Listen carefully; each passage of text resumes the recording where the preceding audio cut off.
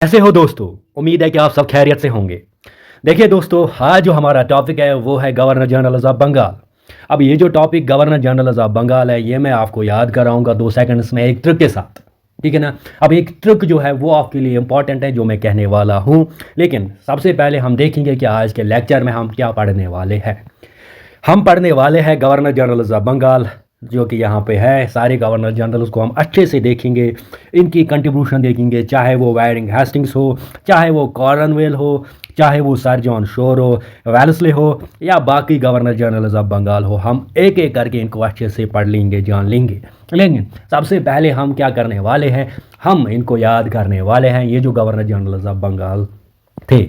अब ये governor general of Bengal कैसे बन गए, कहाँ से इनकी शुरुआत हुई, वो हम आगे जाएंगे, आगे हम अच्छे इसको समझ लेंगे। लेकिन सबसे पहले हम जान लेंगे गवर्नर जनरल ऑफ बंगाल, इनको थोड़ा सा मेमोराइज करते हैं, फिर हम आगे जाएंगे और देख लेंगे कि गवर्नर जनरल ऑफ बंगाल कैसे बनाए गए, फिर पहला गवर्नर कौन आ गया, दूसरा गवर्नर कैसे आया, तीसरा गवर्नर जनरल कैसे आया, सब कुछ हम जान लेंगे। आप मेरे साथ जुड़े रहिए एट द एंड तक।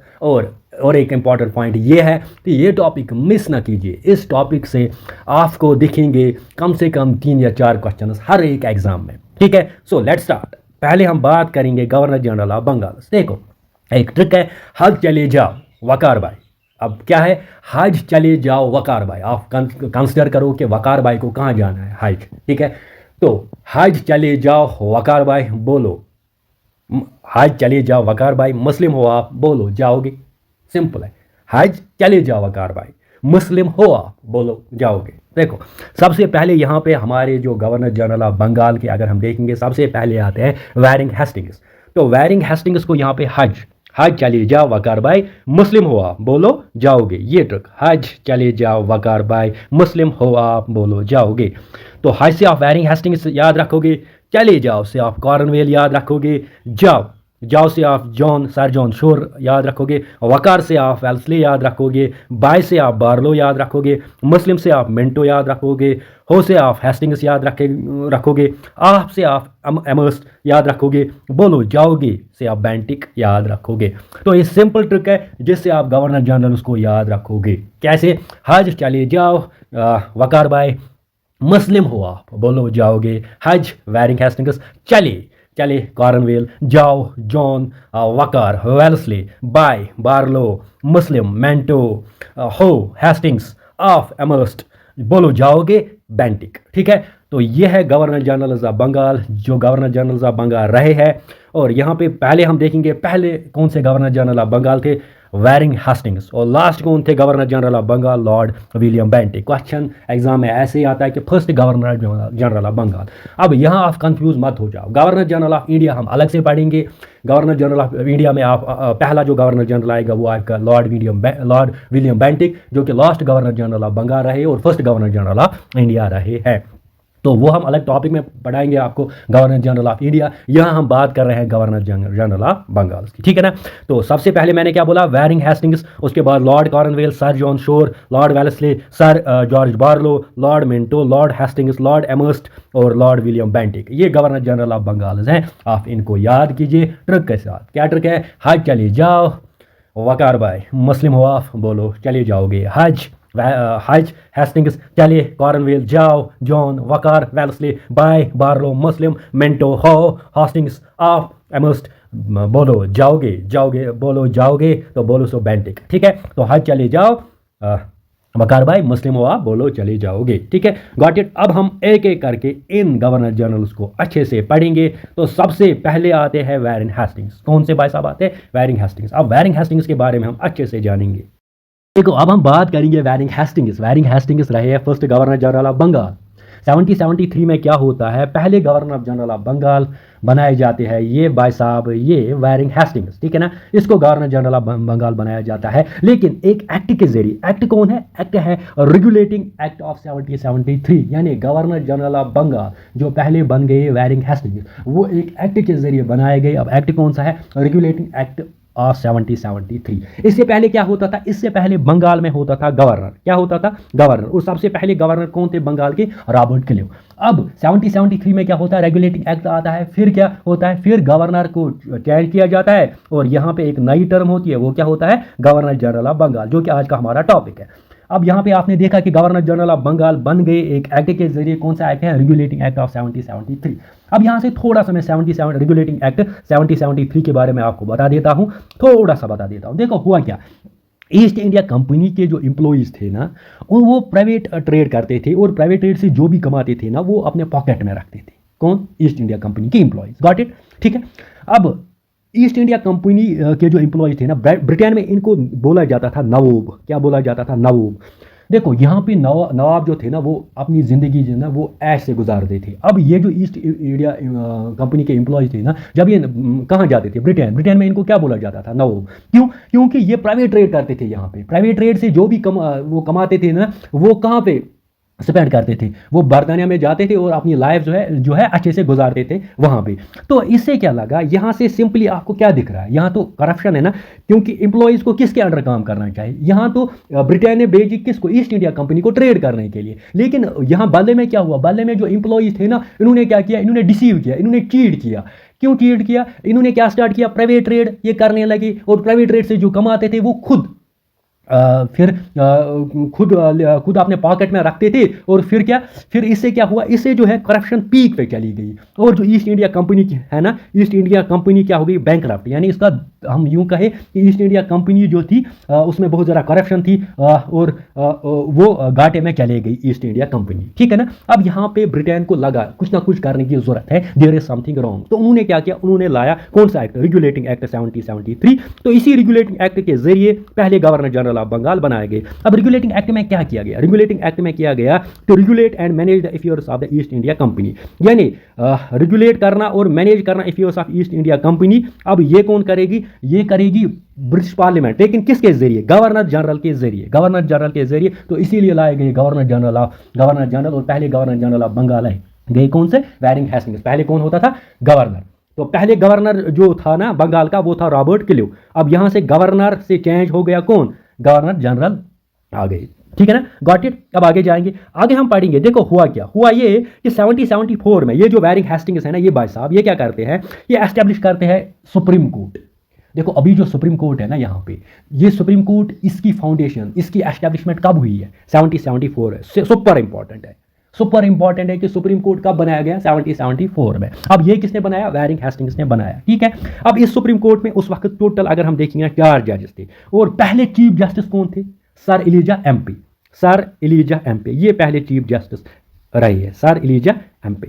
ठीक है। तो यहां से हम आपको एक तो जीके भी सिखाएंगे और साथ ही साथ गवर्नर्स भी अच्छे से पढ़ाएंगे। तो पहले चीफ जस्टिस ऑफ इंडिया कौन है? Sir Elijah Impey. कब बनाए गए? जब इंडिया का सुप्रीम कोर्ट एस्टैब्लिश किया। किसने? वेरिंग हेस्टिंग्स ने। कब? 1774 में। आगे जाएंगे, आगे और देखेंगे आगे क्या करते हैं ये भाई साहब। ये वेरिंग हेस्टिंग्स क्या करते हैं? ये करते हैं खत्म dual system of government. abolish the dual system of government which was started by Robert Clive. Robert Clive जो नवाब ऑफ बंगाल थे, वो क्या करते हैं? वो एक सिस्टम बनाते हैं। कौन सा? Dual system. क्या बनाते हैं? Dual system. ड्यूअल मीन्स 2, यानी 2 सिस्टम। अब ड्यूअल सिस्टम के तहत क्या होता है मैं समझाता हूं। ड्यूअल सिस्टम में क्या होता था? एक तो होता था दीवानी। क्या होता था? दीवानी। दूसरा होता था निजामत। क्या होता था? निजामत। एक तो होता था क्या? दीवानी। दूसरा होता था निजामत। दीवानी means simply right to collect taxes. Right to collect tax यानी टैक्स कलेक्ट करना। और निजामत होता है सिविल एडमिनिस्ट्रेशन। निजामत क्या होता है? Civil administration. अब ये दीवानी किसके पास रह गई? दीवानी उन्होंने रखी ब्रिटिश के पास। किसके पास रखी? ब्रिटिश के पास। दीवानी उन्होंने रखी ब्रिटिश के पास और निजामत इन्होंने रखा नवाब के पास। किसके पास? नवाब के पास। मैंने क्या कहा? मैंने कहा कि रॉबर्ट क्लिव ने क्या किया था? रॉबर्ट क्लिव ने एक ड्यूअल सिस्टम लाया था। ड्यूअल सिस्टम में एक तो दीवानी था, दूसरा क्या था? निजामत था। अब दीवानी में जो क्या था कि राइट टू कलेक्ट टैक्सेस यहाँ पे कलेक्ट कर रहा था ब्रिटेन। और सिविल एडमिनिस्ट्रेशन लोगों को देखता था, लोगों के जो मसले हैं उसको देखता थे कौन? नवाब। सिविल एडमिनिस्ट्रेशन वही होता है निजामत, उसको देखता था। उसको कौन देखता था? उसको देखते थे नवाब जो होते थे, वो देखते थे कि लोगों के क्या मसले हैं क्या है। मैं एक क्वेश्चन एक कंसेप्ट से आपको समझ आएगा यहाँ पे। देखो अगर हम अभी देखेंगे अभी की सेंट्रल गवर्नमेंट जो है ना, वो गवर्नमेंट चलाती है किससे? टैक्सेस से। टैक्सेस जो आते हैं टैक्सेस के जरिए वो फिर ये ना जो भी डेवलपमेंट होती है वो टैक्सेस के जरिए ही करते हैं ना, क्योंकि पैसे कहाँ से आते हैं? पैसे तो लोगों के पास, लोगों से ही आते हैं ना, in the form of taxes. अब यहाँ से इन्होंने क्या किया था, ब्रिटिश ने दीवानी अपने पास, दीवानी means right to collect taxes, वो किसके पास था? ब्रिटिश के पास। अब मुझे समझाओ, यहाँ पे जो गवर्नमेंट होती थी ना, गवर्नमेंट को यहाँ अच्छे से चलाया जा सकता था? नहीं ना। क्यों? क्योंकि दीवानी किन के पास था? ब्रिटिश के पास था। और निजामत किन के पास था? निजामत था नवाब के पास। यानी नवाब सिंपली क्या करते थे, वो लोगों के मसाइल देखते थे, लेकिन लोगों के मसाइल तो तभी तो वो हल करेंगे जब उनके पास पैसे होगा, वो लोगों में डिस्ट्रीब्यूट करेंगे, वो डेवलपमेंट करेंगे।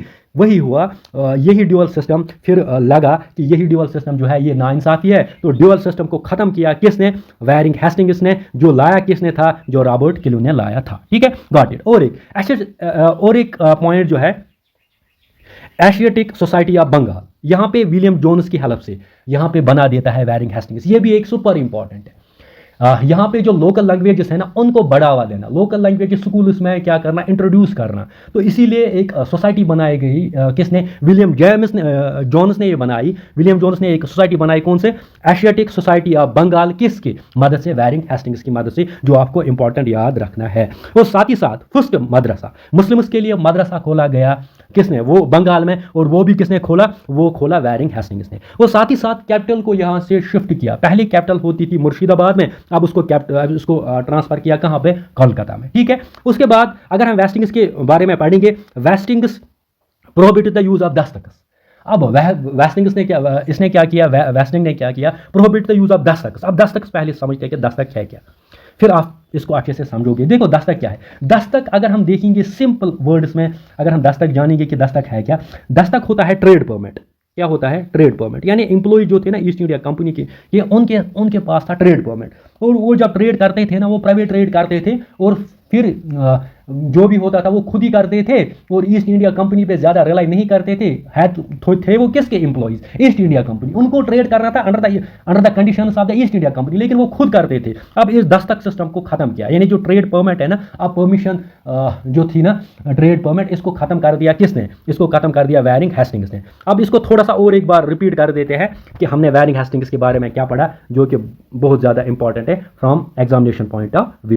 आप याद क्या रखोगे? आप याद रखोगे इन सिंपल वर्ड्स में, first governor general of Bengal जो बनाए गए वो वायरिंग हेस्टिंग्स बनाए गए थ्रू रेगुलेटिंग एक्ट ऑफ 1773, जो ऑलरेडी डिस्कस किया है मैंने आपके साथ। और फिर सुप्रीम कोर्ट जो बनाया गया वो भी इसी वायरिंग हेस्टिंग्स ने बनाया। कब? 1774 में। ड्यूअल सिस्टम, जो अभी मैंने बोला कि दीवानी और निजामत सिस्टम को खत्म कर दिया किसने? वो भी वायरिंग हेस्टिंग्स ने ही किया। और Asiatic Society of Bengal, Asiatic Society of Bengal, यहाँ पे लोकल लैंग्वेज को ज़्यादा से ज़्यादा प्रमोट किया जाए, वो भी किसने बनाया? वो विलियम जोन्स ने बनाया, लेकिन किसकी मदद से? वायरिंग हेस्टिंग्स की मदद से। पहला मदरसा खोला गया मुस्लिम्स के लिए वायरिंग हेस्टिंग्स ने। 1772 में कलकत्ता कैपिटल बनाई गई, मुर्शिदाबाद से कैपिटल को ट्रांसफर किया कहाँ पे? कलकत्ता। अब यानी यहाँ से अब होगी कलकत्ता जो है वो बन गई कैपिटल किसकी? बंगाल की। Got it. और prohibited the use of Dastak, Dastak system को खत्म किया। दस्तक मतलब ट्रेड परमिट जो था, कि वही ट्रेड करते जिनके पास परमिशन होती थी, वो उसको खत्म कर दिया गया। और लास्ट पे है इम्पीचमेंट। इम्पीचमेंट की बात हम करते हैं कि इसके खिलाफ जो है बहुत से चार्जेस लाए गए। किसके खिलाफ? वायरिंग हेस्टिंग्स के खिलाफ, ब्राइवरी के। ठीक है ना। तो आगे हम पढ़ेंगे और गवर्नर्स के बारे में। देखिए दोस्तों, अब हम पढ़ेंगे लॉर्ड कॉर्नवेलिस के बारे में। लॉर्ड कॉर्नवेलिस जो रहे हैं आपके second governor general of Bengal.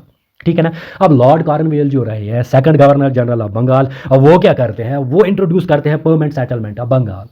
क्या इंट्रोड्यूस करते हैं? Permanent settlement of Bengal. अब ये परमानेंट सेटलमेंट क्या होता है, पहले हम इसको समझ लेते हैं। देखो, जैसे ही लॉर्ड कॉर्नवेल आते हैं, वो एक सिस्टम इंट्रोड्यूस करते हैं in order to collect the revenues from the farmers. अब देखो, फार्मर्स जो भी ज़मींदार जो भी होते हैं ना, या फार्मर्स की बात करें, जो भी ये कल्टिवेट करते थे ना, अब इनसे कैसे हम रेवेन्यू कलेक्ट करें, इन्होंने इसके लिए परमानेंट सेटलमेंट सिस्टम बनाया, जिसका नाम था ज़मींदारी सिस्टम। भी क्या था नाम? ज़मींदारी सिस्टम। अब इस ज़मींदारी सिस्टम में क्या होता था? इसमें 3 टायर, इसमें ईस्ट इंडिया कंपनी, इसमें ज़मींदार और इसमें फार्मर्स। लेकिन क्या होता था, जो ज़मींदार होते थे ना, वो डायरेक्टली कलेक्ट करते थे किन से? फार्मर्स से। फिर वो ज़मींदार किसको देते थे? ईस्ट इंडिया कंपनी को देते थे। ठीक है। देखो होता क्या था, होता ये था कि ईस्ट इंडिया कंपनी पहले ऑक्शन होती थी। ऑक्शन जब होती थी किसकी? ज़मीन की। फिर वो ज़मींदार को दिया जाता था। ज़मींदार क्या करते थे? ज़मींदार से देते थे लैंड, किन को देते थे? फार्मर्स को। फार्मर्स जो भी कल्टिवेट करते थे ना, उसमें से वो क्या करते थे, वो देते थे किनको, एक तिहाई देते थे किनको, ज़मींदार को। जब ज़मींदार को मिलता था ना, ज़मींदार फिर क्या करते थे, वो फिर किनको देते थे, ईस्ट इंडिया कंपनी। यानी यहाँ पे डायरेक्ट सिस्टम नहीं था, यहाँ पे ईस्ट इंडिया कंपनी फार्मर्स के साथ मतलब डायरेक्टली कनेक्टेड नहीं था। यहाँ पे ईस्ट इंडिया कंपनी किन के साथ कनेक्टेड था, ज़मींदार के साथ, ठीक है ना। और ज़मींदार किन के साथ कनेक्टेड थे, फार्मर्स के साथ। यानी फार्मर्स देते थे ज़मींदार को, ज़मींदार देते थे ईस्ट इंडिया कंपनी को, ठीक है ना। लेकिन यहाँ पे अगर देखा कि सबसे यहाँ पे किसको एक्सप्लॉइट किया जाता था, ज़मींदार को यहाँ पे फार्मर्स को यहाँ पे एक्सप्लॉइट किया जाता था। क्योंकि जो भी लैंड से आता था ना, लैंड से फॉर एग्जांपल अगर लैंड पे कुछ भी कल्टीवेट करते थे ना, फॉर एग्जांपल अगर इस पे 1100 आ गया, 1100 रेवेन्यू जो अगर आ गया, तो उसमें 100 लेता था ज़मींदार। कितना लेता था ज़मींदार, और 1000 देता था किनको, ईस्ट इंडिया कंपनी को। लेकिन असल में इतना ही नहीं लेता था ज़मींदार बहुत सारा लेता था, लेकिन ईस्ट इंडिया कंपनी से ये छुपाता था कि हमने जो इतना ही लिया, बाकी वो अपने पास रखता था। कौन, ज़मींदार। तो इस तरीके से ज़मींदार एक्सप्लॉइट किनको करते थे, फार्मर्स। क्योंकि ईस्ट इंडिया का कंपनी का डायरेक्ट किनके साथ राब्ता नहीं था, फार्मर्स के साथ। तो यही था हमारा कौन सा, परमानेंट सेटलमेंट ऑफ बंगाल, जो किसने इंट्रोड्यूस किया, लॉर्ड कॉर्नवेल ने इंट्रोड्यूस किया। अब दूसरी बात super important, father of civil service in India. अगर हम बात करेंगे अभी सिविल सर्विसेज की जो कंसेप्ट है ना, ये जो एग्जामिनेशन है ना, ये इंट्रोड्यूस किया किसने, लॉर्ड कॉर्नवेल ने। इसीलिए लॉर्ड कॉर्नवेल को कहा जाता है father of civil service in India. Super super super important. तो लॉर्ड कॉर्नवेल आप याद रखो कि किसको father of civil service in India किसको कहा जाता है, लॉर्ड कॉर्नवेल को कहा जाता है, ठीक है। और पहले पर्सन जिसने ये सिविल सर्विस एग्जामिनेशन क्वालिफाई किया वो है सत्येंद्र नाथ टैगोर। यानी रविंद्रनाथ टैगोर के भाई सत्येंद्र नाथ टैगोर जो है वो पहले पर्सन है जिसने सिविल सर्विस एग्जाम्स क्वालिफाई किया है। Got it. अब तीसरी बात यह है कि डिस्ट्रिक्ट जज का पोस्ट जो है वो क्रिएट किया किसने, लॉर्ड कॉर्नवेल ने। आप लोगों को मैंने ऑलरेडी यहां पे बोला है कि सुप्रीम कोर्ट किसने एस्टैब्लिश किया, वैरिंग हेस्टिंग्स ने सुप्रीम कोर्ट एस्टैब्लिश किया 1774 में, ठीक है। लेकिन डिस्ट्रिक्ट जज का पोस्ट किसने एस्टैब्लिश किया, वो किसने एस्टैब्लिश किया, लॉर्ड कॉर्नवेल ने। Got it. तो साथ ही साथ पुलिस में रिफॉर्म्स, ये सुपर इंपॉर्टेंट है, क्योंकि अगर आप पुलिस का एग्जाम दे रहे हो तो ये वहां पे इंपॉर्टेंट है। ये क्वेश्चन आ सकता है कि पुलिस में किसने रिफॉर्म्स जो है इंट्रोड्यूस किए, तो वो किसने किए, इसी लॉर्ड कॉर्नवेल ने। लॉर्ड कॉर्नवेल ने क्या किया, पुलिस सिस्टम को चेंज कर दिया। उसमें सबसे बड़ी चेंज जो थी, इसने थाना सिस्टम को इंट्रोड्यूस किया। देखो आप पुलिस में अभी थाना देख रहे हो, पुलिस स्टेशन देख रहे हो, लेकिन ये थाना सिस्टम किसकी देन है, ये किसने इंट्रोड्यूस किया, ये लॉर्ड कॉर्नवेल भाई साहब ने इंट्रोड्यूस किया। Got it. और पहले पर्सन बन गए लॉर्ड कॉर्नवेल जिनने क्या किया, जिनने कोडिफाई किया लॉज को।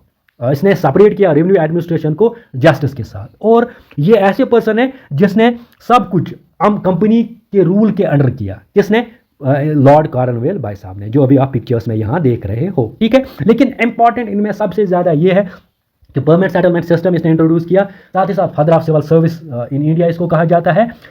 पोस्ट ऑफ डिस्ट्रिक्ट जज इसने क्रिएट किया। और पुलिस में रिफॉर्म्स एस्टैब्लिश, थानाज, एस्टैब्लिशमेंट ऑफ थानाज जो है वे इसी की देन है। Got it. अब ये थे लॉर्ड कॉर्नवेल। अब आ जाएंगे सर जॉन शोर। किस पे आ जाएंगे, sir John Shore. Sir John Shore जो है ये हमारे तीसरे important governor general of Bengal है। जैसे कि मैंने आपको ट्रिक में कहा था कि हज चलिए जाओ वकार भाई मुस्लिम हो आप।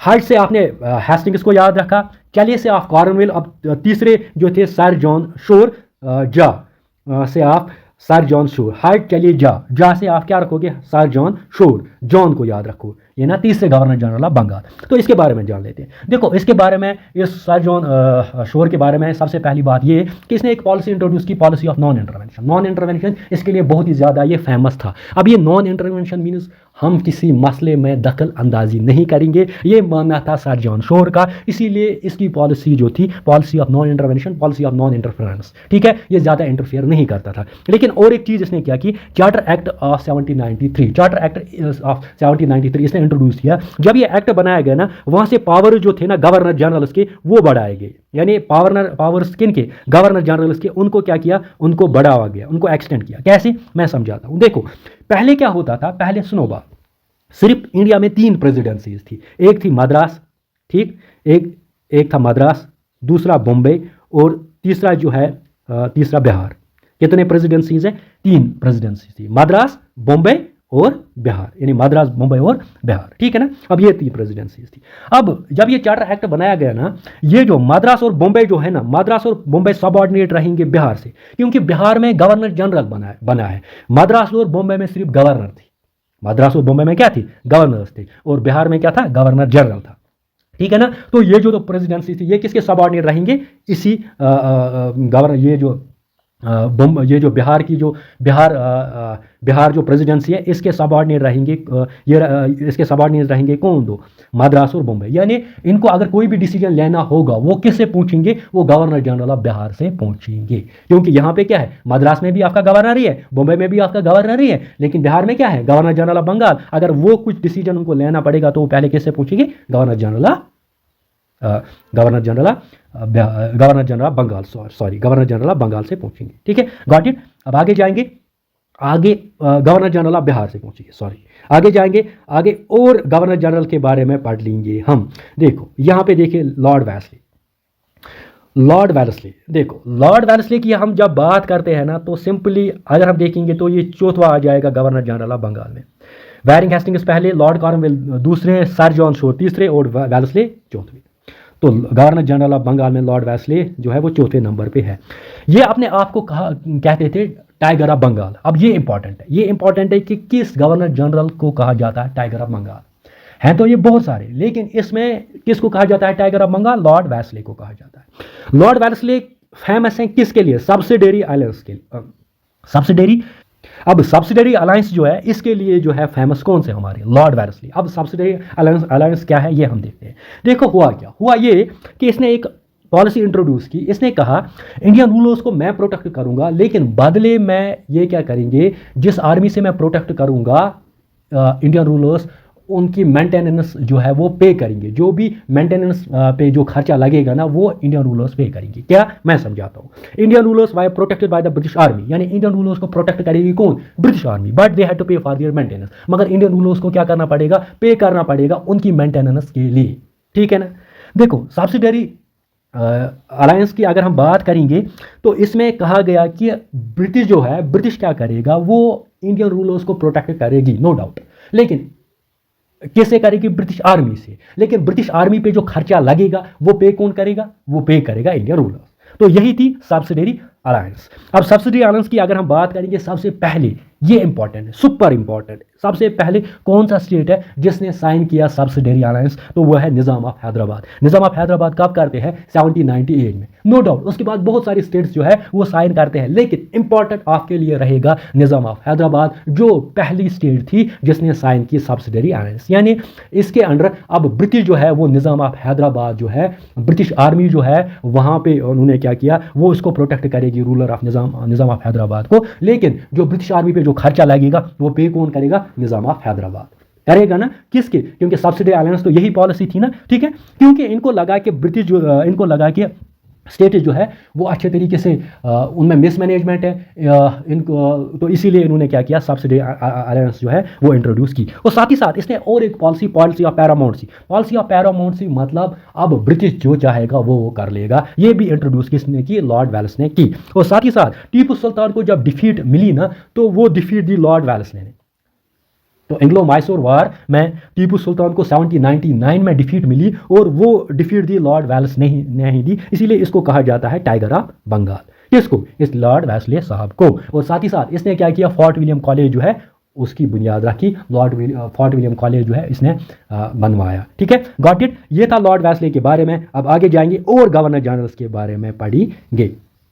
ठीक है ना। अब यहाँ पे हम पढ़ते हैं सर जॉर्ज बार्लो जो है, सर जॉर्ज बार्लो फेमस किसके लिए है। देखो सर जॉर्ज बार्लो की अगर हम बात करेंगे ना, सर जॉर्ज बार्लो जब थे तो उस वक्त एक म्यूटिनी हुई, वेलोर म्यूटिनी। ये इंपॉर्टेंट, ये एग्ज़ाम में आया था, बहुत बार JKSSB ने ये एग्जाम में डाला, और SSC ने भी। वेलोर म्यूटिनी बेसिकली 1806 में। अब इस वक्त गवर्नर जनरल कौन थे, सर जॉर्ज बार्लो। और वेलोर म्यूटिनी कहाँ पे हुई थी, तमिलनाडु में। देखो हुआ क्या, पहली revolt, no doubt revolt of 1857 भी पढ़ेंगे। लेकिन वेलोर म्यूटिनी क्या थी, वेलोर म्यूटिनी जो थी ये पहला यूं कहे कि first instance of large scale and violent mutiny ठीक है, by Indian sepoys against East India Company, यानी जो इंडियन सिपोज थे ना ईस्ट इंडिया कंपनी में, उनकी पहली म्यूटिनी थी। कौन सी? वेलोर म्यूटिनी, जो कब हुई थी? 1806 में। कहाँ पे? तमिलनाडु में। देखो हुआ क्या, हुआ ये कि इसका इमीडिएट काज क्या था, हिंदूज को उनको प्रोहिबिट किया था कि आप यूज़ नहीं कर सकते हो रिलीजियस मार्क्स अपने फोर हेड्स पे।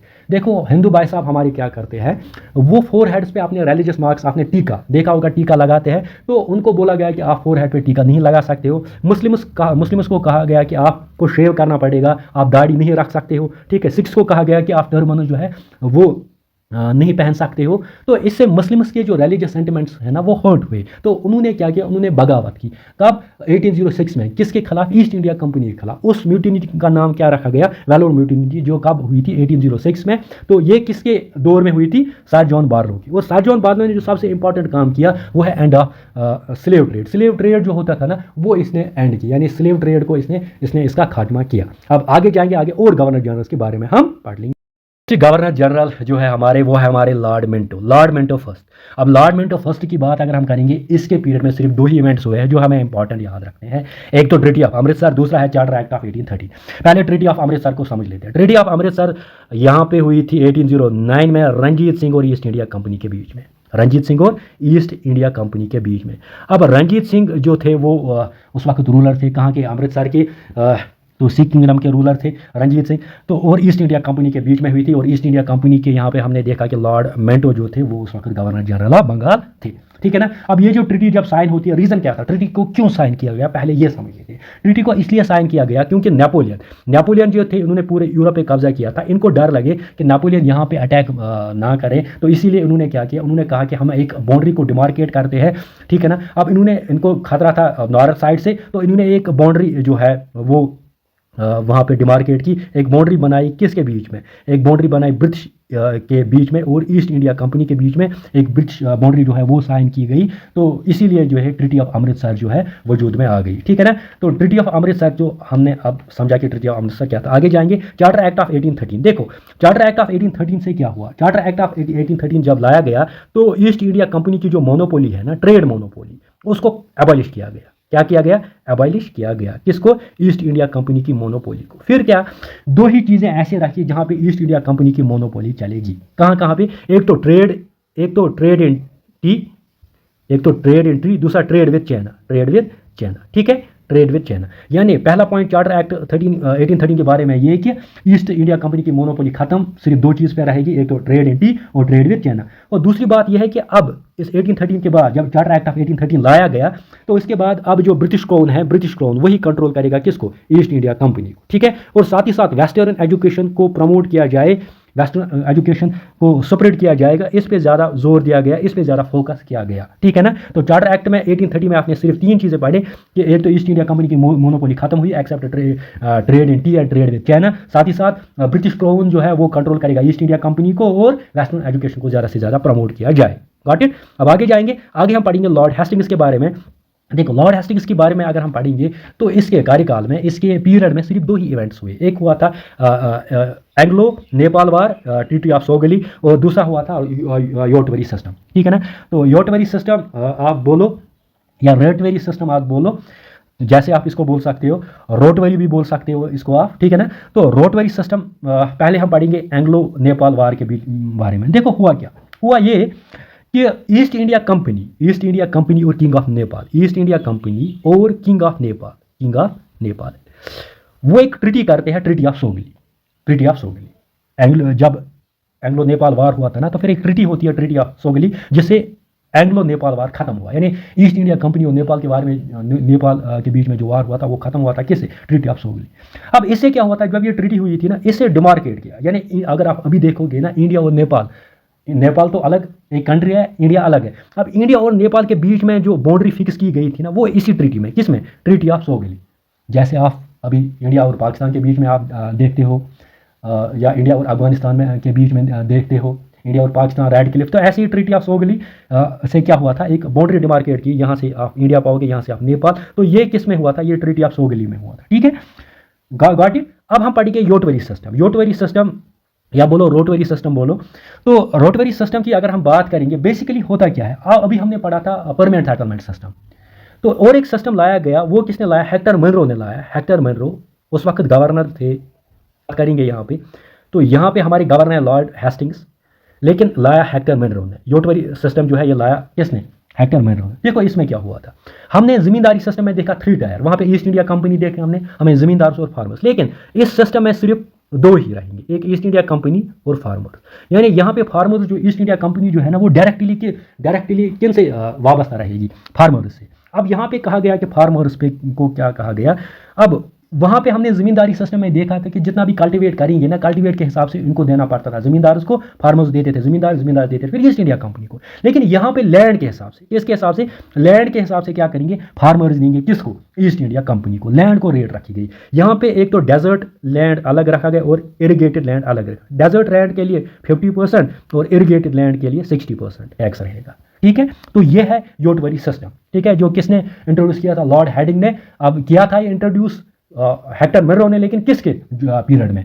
लॉर्ड हेस्टिंग्स के पीरियड में। ठीक है, गॉट इट। आगे